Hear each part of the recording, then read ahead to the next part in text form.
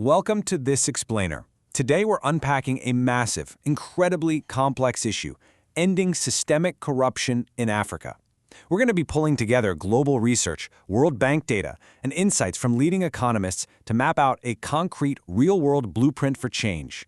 To really grasp the stakes here, we have to look at this staggering figure from the UN Economic Commission for Africa.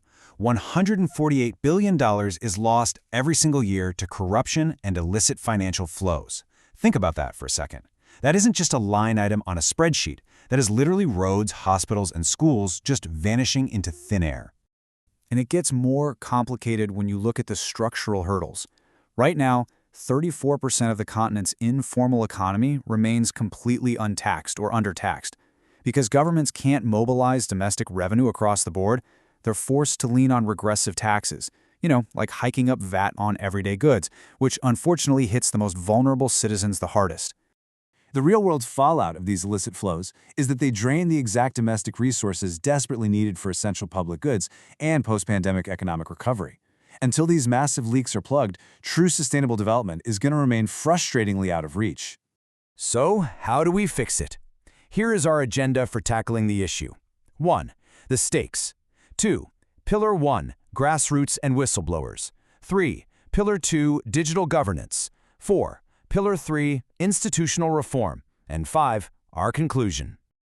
Let's dive right into Pillar 1, grassroots and whistleblowers, or as I like to think of it, the rise of people power. You really can't understand this grassroots momentum without looking at the stark generational divide reshaping African politics. Check this out. The median age of the continent is just 19 years old, but the average age of its leaders, 63. That is a massive youth population feeling totally marginalized by an older leadership class. And it's exactly this friction driving the powerful recent protests in places like Kenya and Senegal. But to survive intense pushback and police crackdowns, these youth movements are getting smart. They've adopted what's called a leaderless, spider-like network structure. It's essentially a movement with, more legs and less heads. This decentralized approach makes their digital activism agile and incredibly resilient, so oppressive regimes can't just arrest a single leader to kill the whole movement. Now, zooming in on these passionate communities, we have to ask a really targeted question. If the youth are in the streets demanding change, who is actually on the inside uncovering the specific instances of theft? Well, the answer might actually surprise you. Whistleblowers expose a whopping 45% of fraud cases globally. Compare that to traditional external audits, which uncover just 5%. Everyday people working inside these systems are exponentially more effective at exposing corruption than standard compliance checks. They are literally the frontline defense. Yet, despite being absolutely crucial, less than 15 African countries actually have dedicated laws to protect these whistleblowers. Many face extreme retaliation, from losing their jobs to violent threats. We're relying on them to save billions, but the legal frameworks to keep them safe are either missing entirely or just tragically weak. Moving right along to Pillar 2, digital governance, exploring technology as a major disruptor. According to World Bank data, digitizing things like procurement and tax filing fundamentally changes the game. E-procurement limits the discretion of public officials, which means way fewer opportunities for shady backroom deals. Meanwhile, e-tax filing reduces compliance costs and actually increases returns. It creates a permanent paper trail that's incredibly hard to manipulate. On top of that, countries are innovating to protect the vulnerable voices we just talked about. In Kenya, the Anti-Corruption Commission uses BKMS software. And in Madagascar, they're using Global Leaks. These are highly secure, anonymous reporting platforms that let citizens report graphs safely without that paralyzing fear of retaliation. But, and this is a big but, technology isn't some magic wand. Actually, scratch that. The data is very clear. Digital tools only deter corruption when they're paired with high internet access and independent civic oversight. Without a free media, an independent judiciary, and citizens who can actually get online, these platforms just gather digital dust. This absolute need for serious oversight brings us to Pillar 3, institutional reform, and how we build truly resilient systems. Rwanda offers a really fascinating big push blueprint for this. It's a 3-step method to change expectations from the top down.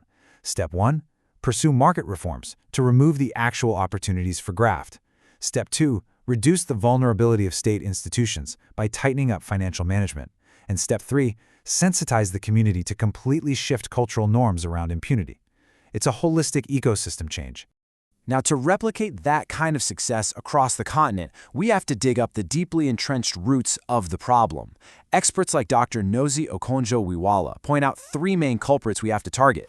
First, the sheer lack of transparency in revenues. Second, the total absence of institutions that block leakages. And third, a pervasive culture of impunity driven by a serious lack of political will. Because ending corruption isn't about quick fixes, right? As Dr. Okonjo-Iweala argues here, it requires long-term, high-return institution building, coupled with the justice infrastructure to actually hold people accountable. It takes immense patience, sometimes decades, to build these systems, but it really is the only way to ensure lasting stability. And that brings us to our conclusion: winning the fight. Transparency International perfectly sums up the consensus of all the sources we've looked at today. African governments have to urgently translate paper commitments into decisive action. That means moving past the political talk to actively protect civic spaces, boost transparency, and build frameworks with some actual teeth. So, I want to leave you with this final thought to chew on. The tools for a transparent future, from slick digital governance to fearless whistleblowers, are firmly in the hands of Africa's youth. But if technology and passionate youth activism can expose the rot, do our current political institutions actually have the courage to permanently clean it up? Something to think about. Thanks so much for joining this explainer.